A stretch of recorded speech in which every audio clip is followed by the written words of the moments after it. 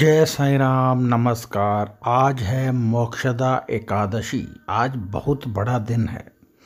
आज मैं वीडियो पहले डाल सकता था, परंतु मैंने आज ही डालना उचित समझा, क्योंकि आज मैं आपसे एक ऐसा उपाय करवाने जा रहा हूँ जो आपको मोक्ष की ओर ले जाएगा और आपको बहुत अधिक धन धान्य से भरपूर कर देगा।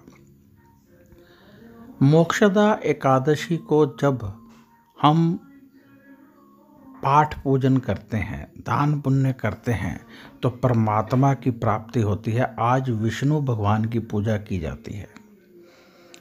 तुलसी पूजन भी करना चाहिए। गीता में भगवान श्री कृष्ण ने आज के दिन अर्जुन को ज्ञान दिया था। तू क्या लाया था, क्या लेकर जाएगा? जो लिया यहीं से लिया, जो दिया यहीं पे दिया। कौन सा दान सबसे बड़ा है? क्या मृत्यु आत्मा को मार देती है? स्वर्ग नरक कौन भोगता है? ये सारा ज्ञान कृष्ण भगवान ने अर्जुन को दिया।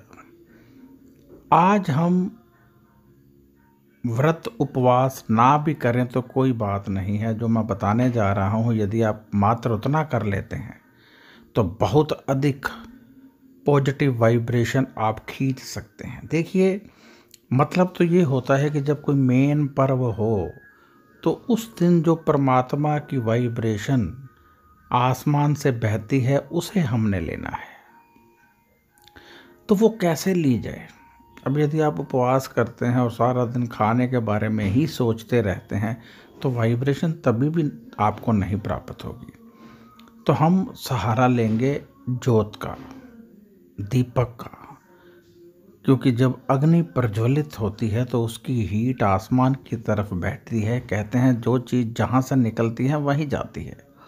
पानी ज़मीन से निकलता है तो पूरी तरह से वाष्पीकरण होकर सूख कर आसमान में बादल बन जाता है, और जब बारिश होती है तो फिर ज़मीन में चला जाता है।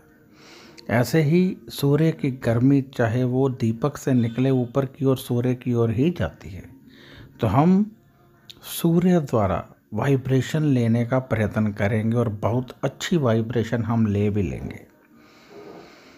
जब सूर्य डूब रहा हो, यदि उस समय आप दीपक तुलसी के समक्ष रख दें, नहीं रख पाए हैं, मेरी वीडियो लेट देख रहे हैं, तो आप कभी भी पूरी रात तक कभी भी दीपक रख सकते हैं।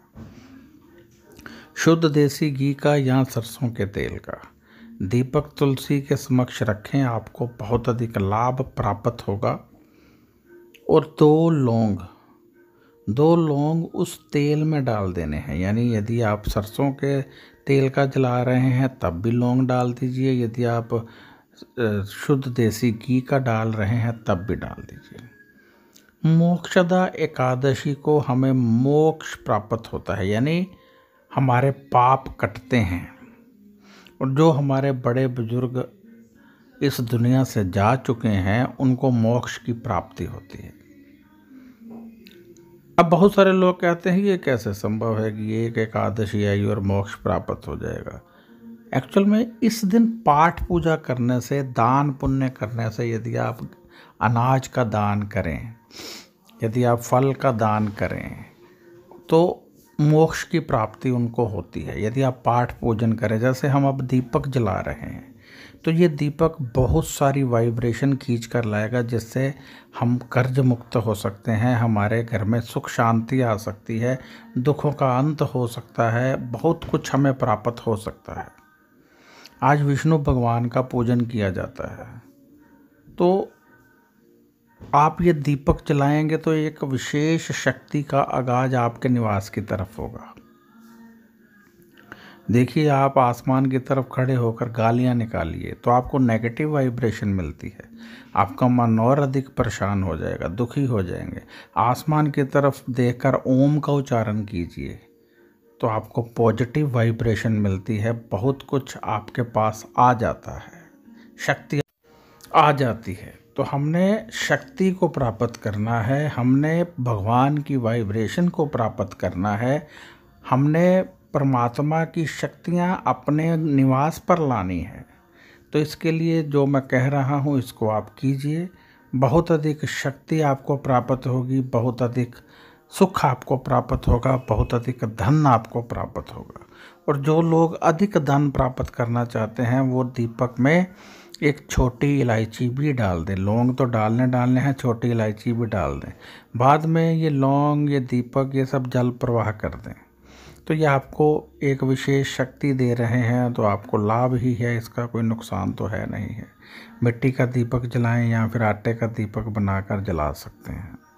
आटे का बनाएंगे तो कल को गाय को भी खिला सकते हैं, मिट्टी का बनाएंगे तो फिर उसको जल प्रवाह कर दीजिए। और यदि आपका कोई सवाल हो, क्योंकि आप जन्म कुंडली दिखाकर भी अपनी समस्याओं का निवारण कर सकते हैं। आपकी प्रत्येक समस्या का निवारण आपकी कुंडली में है। क्या आप करोड़पति बन सकते हैं? इसका भी राज आपकी कुंडली में ही छिपा है। क्या आप बहुत बड़े ऑफिसर बन सकते हैं? इसका भी राज आपकी कुंडली में ही छिपा है। जब मैं कुंडली देखूंगा फिर आपको ये सारी डिटेल ढूंढ कर बताऊंगा, और फिर आप जर्नल उपाय करेंगे तो सब सही होगा।